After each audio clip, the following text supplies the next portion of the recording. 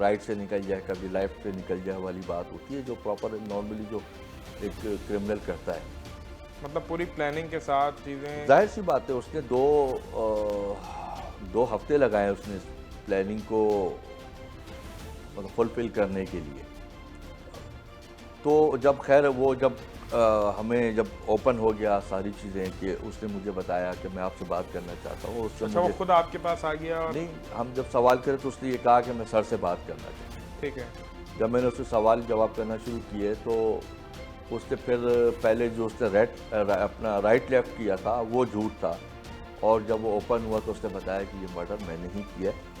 और फिर मैंने उससे वजूहात जानने की कोशिश की तो उसने बताया कि एक तो ये था कि मैं इनसे नाराज़ था, इनके रहन सहन, इनका ओपन माइंडेड, ब्रॉड माइंडेड और बहुत ज़्यादा फैशनेबल और फ्रेंडशिप्स, ये वो सारी चीज़ें जो बकौल उसने मुझे कहा।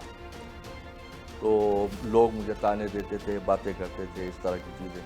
तो मैंने कहा ये इतनी बड़ी बात तो नहीं थी कि तुमने इतने सारे हाँ, ये लोगों, थोड़ी है कि फिर कानून हाथ तुमने में अपनी ले। मदर का, तुम्हारी मदर तो इसमें इन्वॉल्व नहीं हो सकती ना। हाँ, फिर वो तो तुम्हारी 60 साल की आई थिंक उनकी। वो फिर उसकी भांजी है, वो 12 साल की थी। फिर उसकी भाभी थी, उसकी बहन थी। तो उसने कहा कि बस ये सारे के सारे जो इनका जो लाइफ स्टाइल था वो बहुत ज़्यादा मॉडर्न था, जिस पर मुझे गुस्सा था। सेकंड, वो उनको अपना ज़िम्मेदार समझता है जो उसकी एक डिवोर्स हुई, वो अपनी फैमिली को उसका ज़िम्मेदार समझता है कि इनकी इन हरकतों की वजह से मेरी वाइफ मुझसे डिवोर्स लेके चली गई, जबकि मेरी एक बेटी थी उससे। वो कहता है मेरे अंदर एक गुस्सा था। एग्जर्शन था कि एग्जैक्टली घरेलू माहौल की वजह से। जी। फिर थर्ड एक रीज़न जो बड़ा वैलिड उसने दिया कि जी मैं कहीं पर शादी करना चाहता था, और वो शादी पे मान भी गए, मगर उन्होंने कहा कि जब तक तुम्हारा अपना ज़ाती घर नहीं होगा, हम तुम्हें शादी नहीं करेंगे तुम्हारे अपनी बेटी के साथ। तो ये अपनी फैमिली में गया, अपनी मदर के पास गया, उसने जाके डिमांड की कि ये जो फ्लैट है, ये फ्लैट आप मेरे नाम पे कर दें, क्योंकि मैंने शादी करनी है। उन्होंने कहा कि ये फ्लैट सिर्फ तुम्हारे नाम पे नहीं हो सकता, तुम 4 बहन भाई हो, तो ये चारों में डिस्ट्रीब्यूट होगा, और मैं तुम्हारे नाम पे अकेले नहीं करूँगी। जिस पे वो नाराज़ हुआ, उसने कहा कि मैं आप लोगों से ताल्लुक़ वास्ता ख़त्म करता हूँ, और सेकंड डे आके वो इन राइटिंग उनको दे के चला गया कि मेरा आप लोगों से ज़िंदगी भर का ताल्लुक़ वास्ता ख़त्म हो गया, और ये नाराज़ होकर चला गया। फिर ये हमारे साथ नहीं रहता था, अच्छा, अलग रहता था एक। अलग रहता था ये। पता नहीं कभी कोई किराए की गाड़ी चला ली, कभी कुछ चला लिया, कभी कुछ, इस तरह की मतलब चीज़ों में था। कोई प्रॉपर उसकी कोई जॉब भी नहीं थी। फिर जब ये कहता है, जब मैंने फिर प्लान जब शुरू किया तो 12 दिन से कह रहा था मैंने उस पर इम्प्लीमेंटेशन शुरू किया है कि मैं गया हूँ, और मैंने जाके एक निपेयर के एक बाज़ार में जहाँ पे वो चाकू मिलते हैं, वहाँ से उसने एक बड़ा चाकू ख़रीदा है, उसको बाकायदा तेज़ कराया, और कहता है मैंने बार बार उसको कहा कि इसको और तेज़ करके दो। वो चाकू तेज़ करके वो 12 दिन से वो अपने पास रख के घूम रहा था उसको। उसने मर्डर होने से 5-6 दिन पहले अपने घर में आना जाना शुरू किया दोबारा से। अच्छा, हम दोनों बढ़ाई के। एग्जैक्टली वो घर वालों के लिए शायद वो इतना हैरान कुन नहीं होगा, उनको लगा होगा बेटा ये आ रहा जा रहा कॉन्फिडेंस था कि है। बाहर या हो जाए। 5-6 दिन आता जाता रहा। फिर इन्होंने उस दिन रात को कोई डिनर साथ किया है, कोई बिरयानी वगैरह खाई है सारों ने फैमिली में। फिर इसके फादर ने इसकी सिस्टर ने इसको कहा कि मुझे मेरे घर छोड़ दो, तो उसने कहा कि आप अबू के साथ चली जाओ, मैं नहीं जाता साथ। तो फिर वो उसने अपने फादर से रिक्वेस्ट की, वो उसको बाइक पे लेके गए उसको घर छोड़ने के लिए। वो गनीमत उसने जाना, जो इसका एक और भाई था वो भी कहीं बाहर था, तो वो जो मौका इसको मिला तो उसने फर्दर सबको एक एक करके जो है वो उनके रूम्स के अंदर जाके उनको मर्डर किया। पहले अपनी भांजी का किया, वो कहीं किचन के पास थी, उसने इसको देख लिया था। कहता है सबसे पहले मैंने इसलिए उसका मर्डर किया कि उसने वो मेरे हाथ में चाकू देख लिया। सेकंड पे कहता है मैंने अपनी सिस्टर को जाके, वो रूम में थी, उसको जाके मर्डर किया। थर्ड कहता है मैंने अपनी भाभी को मर्डर किया। फोर्थ कहता है मैंने अपनी वालदा का किया है, जो कि ड्राइंग रूम में मौजूद थी, वहाँ पर कुछ सफाई वगैरह कर रही थी। वो अरे भाई, एक कर- चीज़ बताइएगा, एक ही घर में 4 कत्ल इस तरह से हो जाना। आप एक सीनियर पुलिस ऑफिसर हैं और इतने अर्से से आपको जानते हैं। जो वक्त आप बता रहे हैं वो तो खैर क्रिमिनल गिरफ्तार हो गया, बड़ी अच्छी एफर्ट थी, निदाई सी बात है। मुराद अली शाह ने और सब ने इसका नोटिस भी लिया, आपने भी अच्छी कार्रवाई की। लेकिन जिस तरह से इंसिडेंट इसने आपको बताया कि मैंने किया, उस वक्त इलाके में शोर हुआ होगा, या इस तरह से कोई कत्ल करता है चाकू से तो शोर होता है, वो उस टाइम की कुछ आपको डिटेल्स मिली कि उस वक्त क्या नौयत थी जब ये कत्ल कर रहा था? देखिए, कि मैंने आपको जैसे पहले बताया कि हमने पहले जब उनके नेबर्स से पूछा तो नेबर्स ने कहा हमें कोई आवाज़ नहीं है। मैंने ये सवाल उससे किया कि जब तुमने उनका मर्डर किया तो किसी ने कोई शोर शराबा नहीं किया, कोई आवाज़ नहीं आई। तो वो बता रहा था कि वो जो नाइफ जो थी उसका वो इतनी तेज़ थी कि वो कहता था कि मैं एक दफ़ा कट लगाता था ना तो वो बिल्कुल शार्प उसको कट कर देता था। और वो हमने वो बॉडीज़ भी देखी हैं, वो बहुत ज़्यादा गहरे ज़ख्म जो हो जाते हैं ना, कट लग जाता है, वो बिल्कुल वैसे था। एक तेज़ छुरी अगर बिल्कुल हो, वो मैं नहीं समझता कि किसी भी स्किन को इंसानी का काटने के लिए वो इतना ज़्यादा। मतलब उसमें टाइम लिमिट ही नहीं लगी, फौरन उसने। वो कहता है बस मैं हल्का सा उनको कट लगाता था और वो गिर जाते थे, उनकी आवाज़ तक नहीं निकलती थी। अभी तो उनकी जो डेड बॉडीज़ वगैरह जो थी, उनका जो पोस्टमार्टम जो कराया, उसमें तो वो तमाम चीज़ें आ भी जाती है ना, फिर वो तो एग्जामिन होती हैं, उनका स्टमक चेक करेंगे, उनका कि कोई नशा आवर कोई दवाई तो नहीं दी उसने। अभी तक तो उसने ये कहा कि मैंने नहीं दी है, उसके अंदर भी आ जाएगा। फिर भी मुझे उसकी बात से थोड़ा सा शक था, हमने उसके ऊपर और मेहनत की। उसके बाद हमने कहा कि वो छुरा किधर है जिससे तुमने उसका अपने घर वालों का मर्डर किया। फिर उसने हमें वो जो छुरा उसने नेटी जेटी ब्रिज के नीचे से उसे पानी में फेंका था, तो एग्जैक्ट उसी जगह पे ले जाके उसने ऊपर से हमें कराया, जो कि हमने फिर डाइवर्स की हेल्प से फिर हमने मदद से वो हमने रिकवर किया। वो उसमें उसका छुरा था, उसने अपनी एक कैप थी, उसका ग्लव थे, उसके कपड़े रिकवर हुए, उसके मतलब सारी चीज़ें उसके उसने। वो बिल्कुल जो खून आलूद कपड़े थे, उसके खून आलूद शूज़, वो सारी चीज़ें फिर रिकवर की। तमाम चीज़ों को जब यकीन कर लिया जाता है उसके बाद डिस्क्लोज किया जाता है, अदरवाइज़ तो हम पे भी बड़ा प्रेशर होता है कि बिल्कुल। बताएं क्या हुआ है। मगर जब तक हम किसी नहज तक ना पहुँच जाए उस वक्त तक हम किसी भी केस को डिस्क्लोज नहीं करते। सर ये बताइएगा, इस तमाम तर केस में पुलिस ने जो है टाइमली कार्रवाई की और जिस तरीके से आपने इन्वेस्टिगेट किया चीज़ों को, तो मुलजिम भी जो है वो फ़ौरन जो है गिरफ़्तार हो गया। मुझे बताइएगा आरिफ भाई, क्या समझते हैं इस तरह के केसेस के पीछे? यूजुअली आप जिस डिस्ट्रिक्ट में अभी हैं, यहाँ इस तरह की फैमिलीज़ बिलोंग करती हैं, इस तरह काफ़ी हैबिटेड और इस तरह के माइंडसेट के लोग हैं। क्या समझते हैं एक ऑफिसर और पुलिस ऑफिसर होने की वजह से इस तरह के केसेस होने की कोई मेजर कोई वजह क्या लगती है आपको, कोई ख़ास वजह कि इसने ऐसा देखिए, क्यों मैं किया? आज अब ये जो दौर है ना ये बड़ा सोशल मीडिया का दौर है, टेक्नोलॉजीज़ हैं, आर्टिफिशियल इंटेलिजेंस बहुत फास्ट चल रही है सारी चीज़ें। मैं फिर भी इन सारी चीज़ों को कभी भी कसूरवार तो नहीं करार दूंगा, क्योंकि ये टेक्नोलॉजी है, ये कभी मज़ीद बढ़ेगी। मगर उससे हट के मैं ये ज़रूर कहूँगा कि इसका बेजा इस्तेमाल, वो हर चीज़ कोई भी कहते हैं कि आप जो चीज़ बेजा इस्तेमाल करोगे वो नुकसानदेह, चाहे आप पानी ज़्यादा पी लो, खाना भी ज़्यादा खा लो, वो भी नुकसानदेह हो जाता है। ये सारी चीज़ें भी वही हैं। मैं ये समझता हूँ कि जो पेरेंट्स हैं, हम लोगों को ये देखना चाहिए कि हमारे बच्चे क्या कर रहे हैं, उनकी एक्टिविटीज़ क्या हैं, वो जो सोशल मीडिया यूज़ कर रहे हैं वो किस पर्पज़ के लिए यूज़ कर रहे हैं, उनका यूजेज क्या है, उनका मिलना जुलना किससे है, वो स्कूल जाते हैं, कॉलेजेस जाते हैं, फ्रेंड्स होते हैं, किसी के घर जाते हैं, तो आपको ये जानना ज़रूरी है कि वो जिसके घर जा रहे हैं वो लोग कैसे लोग हैं।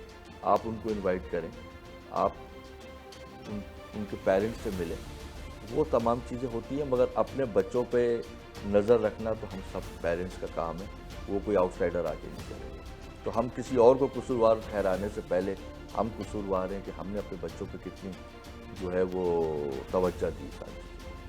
सर मुझे ये भी बताइएगा कि इस केस में जो है इसने 4 कत्ल किए। अमूमन आप और हम ये जानते हैं कि काफ़ी सारी पुलिस ऐसी अच्छी एफर्ट्स करती है, मुलजिम गिरफ्तार भी हो जाते हैं, जेल तक भी चले जाते हैं। और माजी में भी हम देखते रहे अपने सहाफ़त के करियर में भी कि काफ़ी सारे ऐसे मुलजिमान हैं जिन्होंने कत्ल किए और वो जेल से बाहर आ गए। आप क्या समझते हैं इस केस में इन्वेस्टिगेशन के बाद आगे क्या कौन कौन सी दफ़ात इस केस में शामिल की गई हैं, और क्या लगता है आपको कि ये जो बिलाल है इसको किस तरह की सज़ा होगी? ऐसा तो नहीं है कि काफ़ी सारे, क्योंकि केस बड़ा हाई प्रोफाइल हो गया था, IGSN साहब को भी मुराद अली शाह साहब ने जो है इस केस के ऊपर वो किया था, क्योंकि और फिर टाइमली आपने इस केस को किया तो ये बड़ी अच्छी चीज़ रही। लेकिन अब आगे लीगल प्रोसीडिंग में आप इसको क्या समझते हैं कि ये इसको सज़ा होगी प्रॉपर या नहीं? ऑफ कोर्स इंशाल्लाह उसको सज़ा होनी भी चाहिए, मैं समझता हूँ। जिसने इतना एक रिश्तों का पास ना रखा, उसने लिहाज ना रखा, उसका मुकद्दम नहीं रखा, माँ का रिश्ता, बहन का रिश्ता, भाभी का रिश्ता, भांजी का रिश्ता, हम सारे उसी रिश्ते से गुजरते हैं।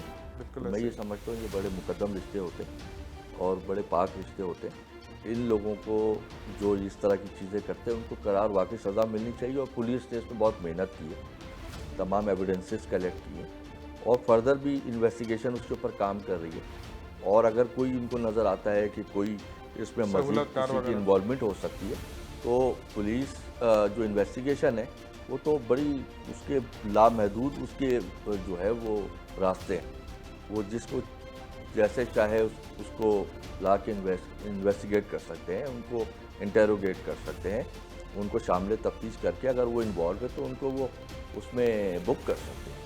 और अगर कोई नहीं होता तो वो बेकसूर होता है तो उसको छोड़ने के भी इख्तियारात होते हैं। तो मैं ये समझता हूँ कि इसमें तो बड़ी सख्त सज़ा होनी चाहिए ताकि और लोगों के लिए भी ये एक इबरत का निशान बने। आखिरी सवाल करूँगा आरिफ साहब, ये बताइएगा कराची में स्ट्रीट क्राइम कभी ख़त्म नहीं हुआ, पुलिस हमेशा कंट्रोल करती है, कोशिश करती है और हर डिस्ट्रिक्ट में जो है अफसरान में अपने हिसाब से कोशिश कर रहे होते हैं।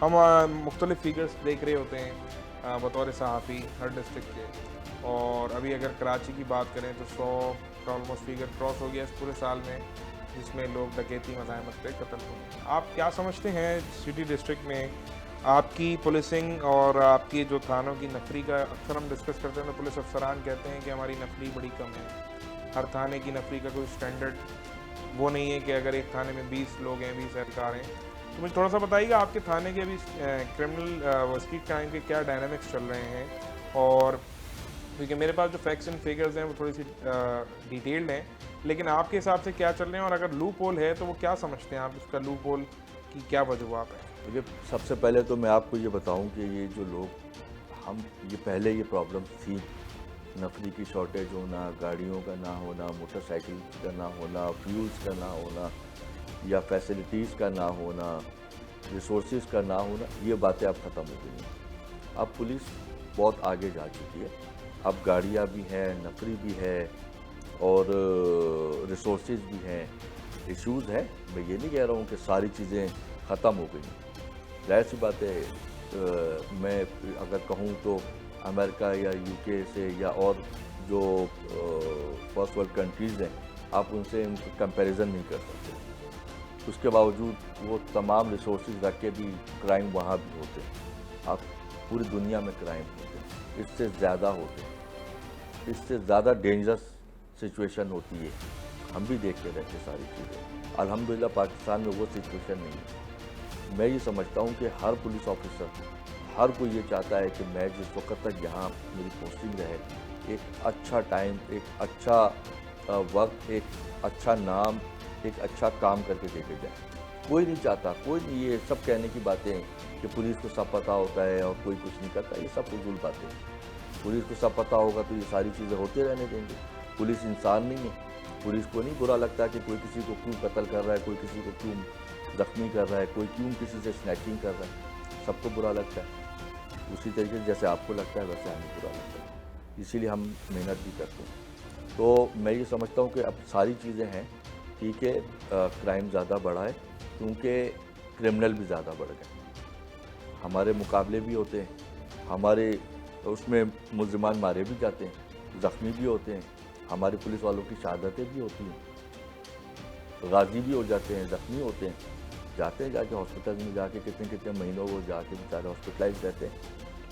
तो क्राइम हर जगह है। एक वेव की बात करता हूँ मैं आपसे, कभी वेव अप हो जाती है, कभी डाउन हो जाती है। मैं ये समझता हूँ अल्हम्दुलिल्लाह वेव डाउन है। अगर आप बिल्कुल आइडियल सिचुएशन समझ लें तो आइडियल सिचुएशन मैं आपको यकीन से कह सकता हूँ, कंपैरिजन कर लें, अगर पूरी दुनिया में कोई बहुत आइडियल सिचुएशन हो तो आप मुझे बता दें। तो क्राइम हर जगह है और हम भी इसी तरह से कोशिश करते हैं। हमने अपनी शाहीन फोर्स बनाई है, तकरीबन कोई 84-85 हमारे पुलिस पर्सनल जो हैं उन पे हम मुश्तमिल हमने एक शाहीन फोर्स बनाई है जो पूरे डिस्ट्रिक्ट में सुबह और रात तक जो है वो 2 शिफ्टों में पेट्रोलिंग करती हैं, बाकायदा उनकी पिकटिंग लगती है, उनको चेक किया जाता है और SHO बाहर आते हैं, DSPs आते हैं, हम खुद जाते हैं, विज़िट करते हैं, जाके चीज़ों को देखते हैं, जाके मेहनत हम पूरी करते हैं, मगर जहाँ पर चैलेंजेस हैं ना वो भी बहुत ज़्यादा है। वो चैलेंजेस बस मुझे आप बताइएगा, क्या लगता है आपको कोई ऐसी जगह जो आप एक सजेशन के तौर पे देना चाहें कि यार ये चीज़ अगर पुलिस में बेहतर हो जाए तो हमारा ये वाली चीज़ बेहतर हो सकती है? सबसे पहले अगर मैं आपको चैलेंज की बात करूँ ना, तो ये जो ड्रग्स का जो इशू है, ये जो ड्रग्स एडिक्ट्स है ना, जो ये हम सारों के लिए जो है वो एक चैलेंज बने हुए हैं। जो नशे अफराद होते हैं, नशे अपराध है, जो नशे के आदी लोग हैं वो ड्रग यूज़ करते हैं और वो बड़े कोई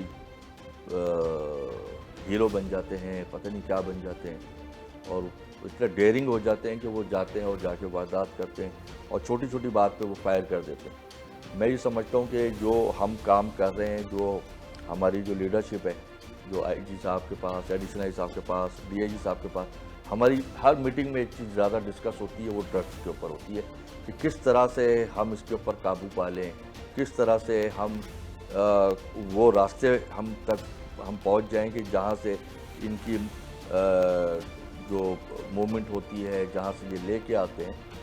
हम कोशिशें कर रहे हैं, हमने ABC कैटेगरीज बनाई हुई, हम ANF के साथ हम काम कर रहे हैं, हम तमाम इदारों के साथ मिलकर काम कर रहे हैं। ये तमाम चीज़ें हैं, हम अपनी मेहनत कर रहे हैं, वो अपनी मेहनत कर रहे हैं जो लाने वाले। एक ना एक दिन तो इंशाल्लाह हम लोगों को कामयाबी होगी और वो इंशाल्लाह हार जाएंगे और हम किस हद तक कामयाब हो जाएंगे कि इंशाल्लाह ड्रग्स का जो है ना वो नामो निशान नहीं रहेगा।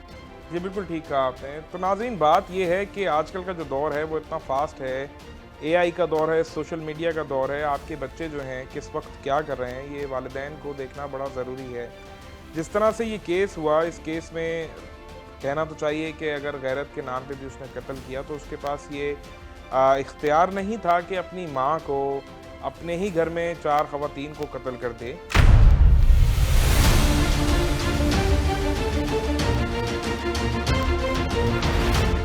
अच्छा जी, मैं इस वक्त मौजूद हूँ ली मार्केट मूसा लेन में। ये वो गली है और ये वो बिल्डिंग है मेरे सीधे हाथ पे जो देख रहे हैं आप। इस बिल्डिंग में जो है ये वो अफसोसनाक वाक़या हुआ था जिसमें बिलाल नामी मुलज़िम ने जो है अपने ही घर में 4 ख़वातीनों को जो है वो कत्ल कर दिया। इस तमाम तर वाक़ये में ज़ाहिर सी बात है कि जो इनके वालिद हैं, जो मकतूला हैं, उनके शोहर भी हैं, वो फ़ारूक साहब मेरे साथ मौजूद हैं। उनसे मैं बात करूंगा और तमाम तर वाक़ये के हवाले से जानूंगा। मुझे बताइएगा सर, किस तरह से ये अफसोसनाक वाक़या पेश आया, इतनी बड़ी क़यामत आपके घर पे आ गई, क्या सूरत हाल थी उस वक्त, कब आपको ख़बर मिली इस हवाले से? सर मैं खुद गया, पहले घर के अंदर देखा तो मैंने देखा अपनी बच्ची की लाश पड़ी हुई थी, समझे। दूसरे कमरे में जाके देखा तो मेरी बीवी की थी, तीसरे कमरे में बहू की थी, बाहर गैलरी में मेरी पोती नवासी की थी।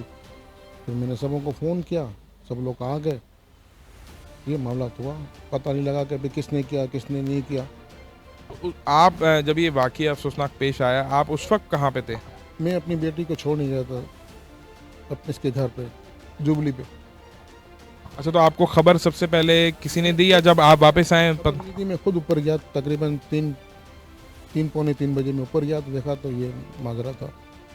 मुझे बताएं कि इस बंदा निकले और उसके बाद घर आए, क़यामत आ गई हो, वो आप बयान भी नहीं कर सकते, लेकिन मुझे थोड़ा सा बताइएगा कि उस वक्त क्या दिमाग था, क्या सूरत हाल थी जब चारों कमरों में आपने इस तरीके से लाशें देखी अपने ही घर वालों की, उसके बाद क्या किया, क्या सूरत हाल थी वो? सर मेरा तो खैर कोई दिमाग काम ही नहीं कर रहा था, मैं क्या करूं क्या नहीं करूं। फिर मैंने पड़ोसी को टक किया, पड़ोसी आए, फिर मैंने छोटे बेटे को मैंने फ़ोन किया, छोटा बेटा फ़ौरन आ गया, समझे। उस वक्त तो कुछ दिमाग काम नहीं कर रहा, क्या हुआ क्या नहीं है, यकीन ही नहीं आ रहा था कि ऐसा हो सकता है और ये हो गया, ये अभी तक यकीन नहीं आ रहा है मेरे को। फिर उसके बाद ऐसी बात है, पुलिस भी आई होगी, रेस्क्यू उनकी लाशों को मुंतकिल किया होगा। तो मुझे बताएं, जब बाद में पता चला कि जाहिर सी बात है, बहुत दर्दनाक बात है कि ये आप ही बेटा बिलाल जिसने ये इतना इंतहाई कदम उठाया, तो इस हवाले से क्या कहेंगे? कभी ज़िंदगी में कभी सोचा था या कोई ऐसी सूरत हाल थी, ऐसे माजी में क्या था उसके साथ, क्या मसाइल थे कि उसने इतना इंतहाई कदम उठाया? ऐसा कुछ भी नहीं था, बस एक था किसी लड़की के पीछे था, उन्होंने शर्त रखी थी कि हमको मकान अपने बेटी के नाम पे करके दो, फिर हम तुम्हारे को ना शादी करेंगे। और ये कह रहा था कि मैंने उम्रा करके आया हूँ, मैंने निकाह भी करके आया हूँ। फिर हमारे से उम्रा करके आया, चले गया था, वहीं रह रहा था लड़की वालों के साथ, उनके घर पे रह रहा था। तो बस ये परेशान था, बस ये लोग बोल रहे हैं कि मेरे को मकान लेके दो, मकान लेके दो, मेरे को ससुराल वाले बोल रहे हैं। मैंने भाई मकान तो ये तेरा मकान है, किसका मकान है ये? बस उनका ये कहना है कि बस मकान हमारे नाम पे सारा कर दो। तो इससे पहले इसकी शादी हुई थी? हाँ, इसकी शादी हुई थी, बस उसी चक्कर में लड़कियों की उसके जो अभी है उसी चक्कर में फिर इसने इसको बीवी को तलाक दे दी। उसका कोई कसूर था नहीं, बच्ची भी है, एक छोटी सी बच्ची भी है। तो उनकी गाड़ी चलाता था, फिर उनकी बातों में आता था हर वक्त, तो उनको पिन करते थे, हर वक्त पिन करते थे। भाई तुम तलाक तो दिलवा दी बेटी से, बीवी से तलाक दिलवा दी, अब भाई ये पड़ गए पीछे कि ये मकान हमारे बेटी के नाम पे कर दो। तो इसकी वालदा से बोला होगा, इसकी वालदा ने बोला होगा कि भाई मुझे पता नहीं था। वालदा ने बोला भाई और बेटे भी हैं, बेटियां भी हैं, सबका है ये, मेरे को इस चीज़ का इल्म नहीं था। बाद में इल्म हुआ कि ये मकान के चक्कर में है, समझे। बच्चों ने बताया कि नहीं, बिलाल बोल रहा था कि मेरे को मकान कर दो, मेरा ये जीना हराम करा हुआ है लोगों ने। मुझे बताइएगा, जाहिर सी बात है बचपन से एक अरसा गुजारते हैं आप, वालिद हैं आपके ऊपर, तो इस वक्त बहुत ही प्रेशर होगा और आपका दुख ऐसा है कि बयान नहीं हो सकता। लेकिन कभी कोई माजी में कोई ऐसी सूरत हाल समझ में आई या उसके किसी बिहेवियर से कोई ऐसी चीज़ अंदाज़ा हुई कि उसने इस तरह का कोई इंतहाई कदम उठाने वाला है? नहीं, ऐसा कुछ भी नहीं था, कुछ भी ऐसा नहीं था। मेरा बच्चा ऐसा था, मैं कुर्बानी करता था ना, वो गाय काटता था तो छुरी नहीं चला सकता था। अगर मैं किसी को, मैं मिसालें मांगने वाले को डांटूँ तो बोला नहीं पापा ऐसा नहीं करो, ऐसा नहीं करो, आप नहीं देते हो मैं दे देता हूँ, नहीं करो। कभी भी ऐसा नहीं था कि गाड़ी सफ़ा करने वाले को कभी मैं गुस्सा कर लूँ, पापा नहीं करो, गरीब लोग है, इसकी हाई लग जाती है। मेरे को मेरे बेटे पे नहीं, इन लोग ने खुद पिन करी है, इसके साले ने, जो साला है नहीं है ये है, और इसकी जो दूसरी खाला है काफ़ी पिन करी है इनके, नहीं इनके भाई तुम मर्द नहीं हो, तुम ये नहीं कर सकते हो। ये मैंने बच्चे से मुलाकात करी, मैंने तूने क्या करा? बोला मेरे को बहुत पिन करते थे, तुम मर्द नहीं है। मैं आता था अपने नियत करके। फिर आपकी कब हुई इस बच्चे से मुलाकात? जब पुलिस ने गिरफ्तार किया उसके बाद? हाँ, उसके बाद नहीं, उसी दिन भी हुई थी मेरी, उसी वक्त भी हुई थी जब गिरफ्तार कर रहे थे, उसी वक्त मेरी मुलाकात हुई थी, साथ ही थे हम लोग, समझे। तो बोला कि पापा ये मेरे को बहुत पिन करते थे, ये बहुत पिन करते थे। मैं तो सवाल ही पैदा नहीं होता, मेरी औलाद, मैं मुर्गी नहीं मारने वाला, और मेरे बच्चे ने इतना बड़ा कदम उठा लिया। नहीं, तो वो बात आपकी ठीक है कि वो पिन करते थे, जाहिर सी बात है। अब ये भी तो इसकी गलती है कि अपनी एक शादीशुदा ज़िंदगी इसने बर्बाद की, उसके बाद एक नई उस चक्कर में लग गया। अब मामला ये है कि ऐसा कौन सा उन्होंने इसके ऊपर कोई जादू कर दिया था कि अपने ही घर में इतना बड़ा कोहराम, इतनी बड़ी क़यामत मचा दी इसने? जब उम्रा करके आया, 2 हफ्ते पहले उम्रा करके आया, उम्रे के बाद फिर ये वहीं चले गया, हमारे घर आया नहीं। हम लेने गए एयरपोर्ट पे, पर नहीं आया, उनके साथ चले गया। दूसरे दिन आया, सामान वामान लेके अपने उनके साथ चले गया। कितने अरसे पहले इसने घर छोड़ा था और कितने अरसे से वहाँ रह रहा था ये?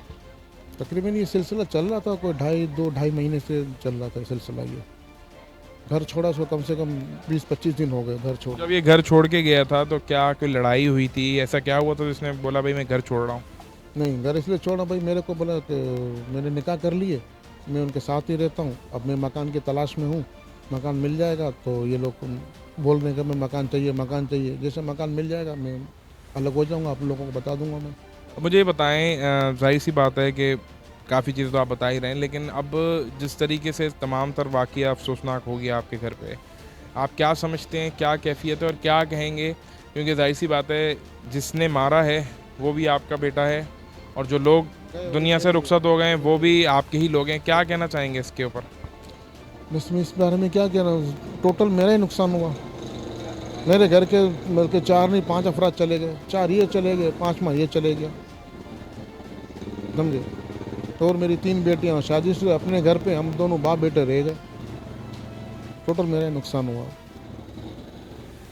सर मुझे बताएं, कोई अपील करना चाहेंगे और बिलाल के लिए? क्योंकि देखें बेटा तो अपनी जगह है, लेकिन जो इंतहाई कदम उसने उठा लिया, जो कर दिया, उस पर अब जाहिर सी बात है आपकी बेगम, आपकी मज़ीद ख़वातीन घर की सबका कत्ल हो गया, तो उस पर आपका क्या होगा? बिलाल के साथ क्या कहना चाहेंगे? बेटा तो है लेकिन इतना बड़ा उसने जो कत्ल किया, इतना बड़ा जुर्म किया, उस पर क्या कहेंगे? किस तरह उसको सज़ा होनी चाहिए? नहीं सर, मेरे तो अभी कुछ समझ में नहीं आ रहा है, ना मेरा अभी होश के अंदर हूँ, मैं कुछ नहीं बोल सकता हूँ इस बारे में। अब कानून क्या करता है क्या नहीं करता है, ये अल्लाह को पता और ये कानून जाने। कोई इल्तिजा होगी, कोई ऐसी चीज़ होगी जो आप कहना चाहें पुलिस को, क्योंकि जाहिर सी बात है आपको पूरा केस पता है कि क्या था। फिर आप ये कह रहे हैं जब गिरफ्तार हुआ उस वक्त भी इसने कहा कि मेरे ऊपर प्रेशर था। हाँ, यही कह रहा था कि भाई मेरा मेरा जो साला है ना बहुत मेरे को प्रेशर कर रहा था, भाई कर रही है कभी नहीं करता। बोला मैं आता था 3-4 रोज़ से आता था, ये 3 रोज़ से आता था घर पे, ये 3 बजे 3:30 बजे में होता था, ये चले जाता था, समझे। तो मुझे क्या पता कि ये करने आता है। मैंने बिलाल खैरियत है? तो भाई बोला नहीं पापा ऐसे बस ऐसे आया हूँ मैं, चले गया, समझे। बोला मेरे को ये अपना सजाद नाम का जो लड़का साथ बंदे ना, बोला पापा हर वक्त मेरे को बोलता था भाई कर, तू मर्द नहीं है, कर, मर्द नहीं है, अगर तेरे को मेरी बेन चाहिए तो ये साफ़ करना पड़ेगा, तू जो करेगा मैं तेरे साथ हूँ, मैं तेरे साथ हूँ, जो तू करेगा मैं तेरे साथ हूँ। बोला पापा ऐसा मेरे को बोल रहा था, ये जो भी करेगा ना तो मैं साथ हूँ। फिर बोला मैं करके गया भी, उनके घर पे गया, बोला इनकी जो खाला है उनको पता था। बोला मेरी बीवी पूछने लग गई कि ये क्या हुआ। इसकी खाला बोलती नहीं बस ठीक है। बोला काम हो गया, बोला काम हो गया ना, बस ठीक है, बस उंगलियों में पट्टी वट्टी लगा के दे दी इन्होंने। मतलब खाला को भी पता है, इसके साले को भी पता है। आप ये नहीं समझते, क्योंकि जिस तरह से आप, हमने भी पुलिस से भी मौक़िफ़ लिया, एसएसपी आरिफ अजीज़ साहब से भी बात की, आप नहीं समझते कि जिस तरह से आप बता रहे हैं कि वो साला जो था इसका, उसने इसको पूरा इसका माइंड प्रिपेयर किया ना इस काम के हवाले से, तो इस पूरे जराइम में बेसिकली जो देखा जाए तो उसके साला और उसके जो घर वाले हैं वो भी मुलव्विस नज़र आ रहे हैं। आप नहीं समझते कि पुलिस को चाहिए कि उसको भी शामिल तफ्तीश? मेरी यही अर्ज़ है कि उनको भी, खैर मैं सुना है साला का पकड़ा हुआ है, थाने वाने में है, समझे। और मेन चीज़ की जो खाला है वो खाला भी थी, समझे। जब यहाँ से गया बोला बिलाल क्या काम हो गया? बोला हाँ काम हो गया। तो उसकी मंगे तरह जो बीवी है जो भी, वो पूछने लगे बिलाल क्या हुआ? बोला नहीं क्या लग गया? बोला नहीं कुछ नहीं लगा। इसने बोला तुम छोड़ो बस, बिलाल काम हो गया ना? बोला हाँ काम हो गया। फिर उधर से फ़ोन कर रहा है इसका साला, बोला क्या हुआ? बोला हाँ भाई वो कर दिया ना, रोज़ कर रहा था आज कर दिया। बोला हाँ मैंने कर दिया। बोला पापा मैं बिल्कुल करने वाला नहीं था, मेरे को रोज़ पिन कर रहे थे। मैं बोला ये मुर्गी नहीं मार सकता, तो ये कैसे इंसान को मारेगा ये, समझे। मेरा बच्चा ऐसा नहीं था, बाप को पता होता है, माँ को पता होता है कि मेरी औलाद कैसी है, मैंने कितने टाइम से पाल रहा हूँ। कोई लड़ाई कोई झगड़ा, आप गली में किसी से भी पूछ लो कि ये लड़का कैसा था, जी करके बात कर रहा था इस तरीके से। किसी से पूछ लो, मैं यहाँ खड़ा हूँ, भले आप किसी से पता कर लो कि ये लड़का कैसा था। कभी किसी से लड़ाई करी, झगड़ा करा इसने, या कभी किसी को इसने गाली दी? कभी भी नहीं। सर वो तो ठीक है, जिस तरह से आप बता रहे हैं कि बकौल बिलाल के कि उसको इतना प्रेशराइज जादू किया हुआ था कि वो अंधा हो गया था ना। अगर अंधा भी होता है तो इंसान एक शख्स का कत्ल करता है। ये तो एक ऐसा लग रहा है कि पूरी प्लानिंग थी। और पुलिस ने जिस तरह से बताया है कि इसने चाकू की ख़रीदारी भी की, नेपियर रोड से जाके चाकू ख़रीदा, फिर उसको तेज़ करवाया। तो इस केस में बड़ा इंपॉर्टेंट पॉइंट ये है कि जिस तरीके से आप बता रहे हैं कि उसके जो ये साला और इसकी खाला और ये घर वाले जो हैं इसके, जो जहाँ पे शादी करने वाला था, तो उसके हवाले से आपकी जाहिर सी बात है बाप के बड़ा इंपॉर्टेंट रोल है इस केस में। आप क्या अपील करेंगे पुलिस को कि भाई अगर उनकी पूरी फैमिली आपको लगती है मुलव्विस, तो उसको उनकी भी गिरफ्तारी होनी चाहिए? सर बिल्कुल होनी चाहिए। मेरा बेटा को एक तो नहीं है, जो अकेला तो नहीं है, इनके साथ जो इन्होंने किया इनको भी बिल्कुल होनी चाहिए गिरफ्तारी। लड़की से भी सही मानों में पूछा जाए क्या बात है, खाला तो है, सोलाना खाला है। मेन चीज़ हमारे जब रिश्ते करने के लिए आती थी जाती तो खाला ही बात करती, नहीं मेरी बेटी को भाई मकान दो, आप नाम पे करके दो, जाती दो, समझे। मैंने भाई ये मकान है ना, नहीं हमारे को मकान दो हमारे को। मैंने ठीक है इसके बारे में हम सोचेंगे, हमें हमारी इतनी है ही नहीं हैसियत, है ही नहीं, जो मकान है यही मकान है और हमारे इतनी है ही नहीं हैसियत। मेरा बेटा मैंने आपके सामने ड्राइवरी कर रहा है, कोस्टर चला रहा है, हम कहाँ से मकान देंगे, समझे। फिर हमारे से बात करके चले गए, इसको बड़ा प्रेशर करते थे, एक साला और एक इसकी जो है खाला, समझे। पर लड़की भी बोलती थी कि नहीं भाई तू ऐसे नहीं मैं जा सकती हूँ। लड़की पढ़ी लिखी थी माशाल्लाह काफ़ी, तो बोला मैं नहीं, अपना घर करोगे फिर मैं जाऊँगी, ऐसे नहीं तुम्हारे साथ जाती हूँ मैं, समझे। है ये भी जुर्मदार है सर, मेरे बेटे के साथ बिल्कुल बराबर के हैं जुर्मदार ये। आप पुलिस को अपील करेंगे कि इनके तमाम जो घर वाले हैं लड़की के, उनको शामिल तफ्तीश करें या उनकी गिरफ्तारी होनी चाहिए? बिल्कुल होनी चाहिए सर गिरफ्तारी।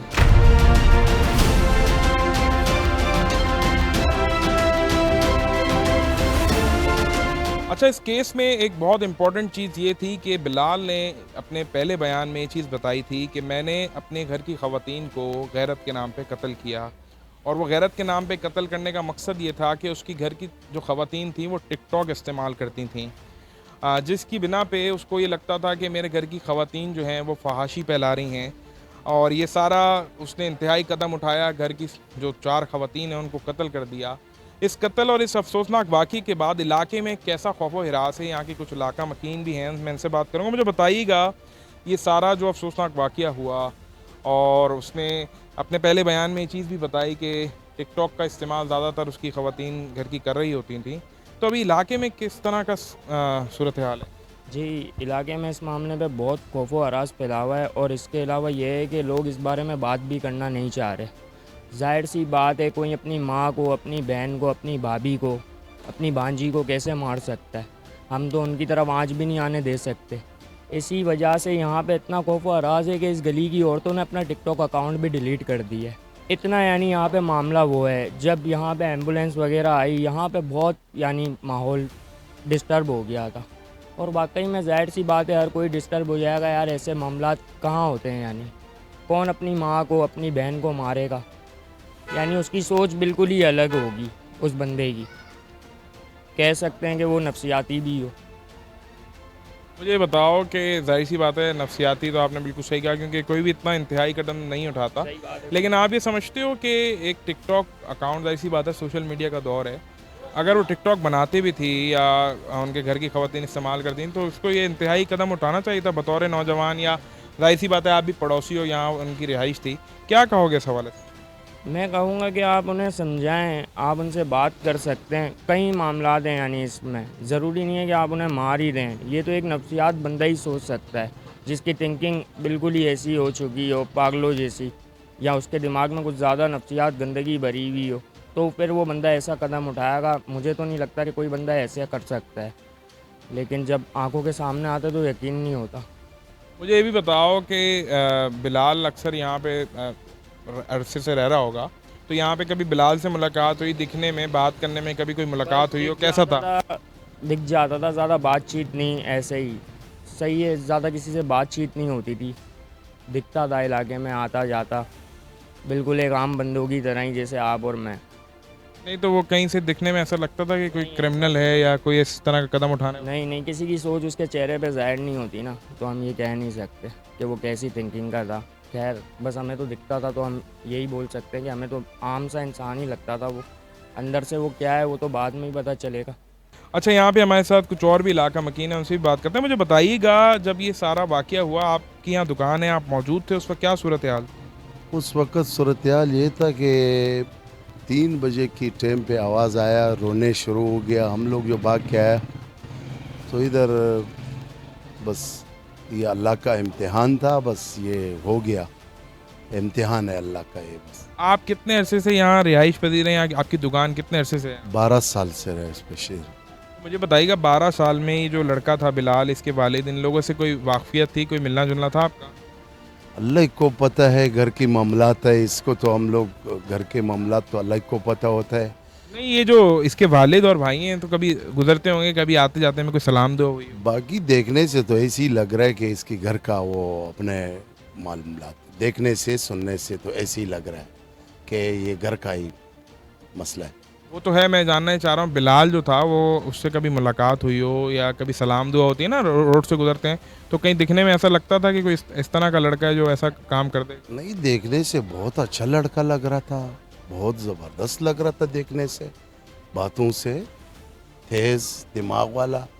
ये तो नहीं था कि इसकी दिमाग काम नहीं कर रहे या जो भी, मतलब अल्लाह की इम्तिहान है। आखिरी हमारे बात ये है, बस अल्लाह किसी के ऊपर न लावे है। आप क्या एक पैगाम देना चाहेंगे इस वाक़ये के बाद, हमारे लोगों को क्या पैगाम देना चाहेंगे एक शहरी होने की हैसियत से?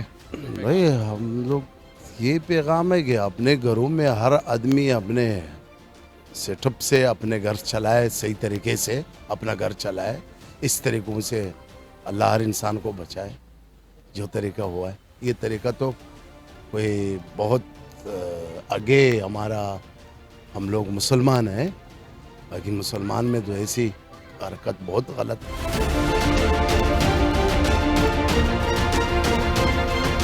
इस सारे केस में एक चीज़ बहुत वाज़ेह है, वो है आजकल के दौर की फास्टनेस, आजकल के दौर का जो सोशल मीडिया का दौर है, जिसमें हर बंदा, हर बच्चा, हर उम्र का जो शख्स है वो सोशल मीडिया इस्तेमाल कर रहा है, और उसकी इन्फ्लुएंस इतनी है कि ना सिर्फ ये वाक़या, माजी में भी इस तरह के काफ़ी सारे वाक़यात हो चुके हैं जिसमें लोग सोशल मीडिया के या तो उससे जो है मुंसलिक होकर कोई ऐसा इंतहाई कदम उठा देते हैं, जिस पे इस तरह के वाक़यात सामने आते हैं, या फिर उसकी इफेक्शन इतनी हो जाती है लोगों के साथ कि जैसे मैंने अभी अपने प्रोग्राम में ही बताया कि जैसे पबजी या ऑनलाइन गेम्स हैं, वो इतने ज़्यादा हमारे यंगस्टर्स खेल रहे होते हैं और उनके माइंड में एक चीज़ फिक्स हो जाती है कि वो उसको अपनी रियल लाइफ में भी इम्प्लीमेंट करना शुरू हो जाते हैं। इस केस में एक चीज़ बहुत इंपॉर्टेंट है, वो ये है, एक तरफ जहाँ बिलाल अपनी शादी, एक शादीशुदा घर को इसने तबाह किया, फिर दूसरी शादी करने वाला था और जो उस लड़की के घर वाले थे उसने उसको बड़ा उकसाया, जैसे इसके वालिद ने भी बताया। लेकिन दूसरी तरफ जहाँ तक बिलाल ने सबसे पहले बयान में चीज़ बताई कि मैं अपने घर की ख़वातीन को, मेरा जो सबसे बेसिक रीज़न था या मेरी सबसे पहली वजह थी वो ये थी कि मेरे घर की ख़वातीन टिकटॉक इस्तेमाल करती थी। तो ये बड़ा इंपॉर्टेंट एक मैसेज है हमारी आवाम के लिए भी, हमारे लोगों के लिए भी, कि अगर आप सोशल मीडिया यूज़ भी करते हैं तो सोशल मीडिया की इस्तेमाल में वालिदैन को, बड़ों को चाहिए कि उसके हिसाब से उसका चेक एंड बैलेंस रखें, वरना आपको नहीं पता होता कि एक तरफ अगर कोई आपका बच्चा या कज़न या कोई बहन सोशल मीडिया इस्तेमाल कर रही है, लेकिन दूसरी तरफ उस सोशल मीडिया के इस्तेमाल को कोई अगर उसका घरवाला ही नापसंद कर रहा है और वह कल को इंतहाई ऐसा कदम उठा दे तो क्या हो सकता है। मुझे और जाल प्रोग्राम की पूरी टीम को दीजिए इजाज़त। देखना ना भूलिएगा प्रोग्राम जाल।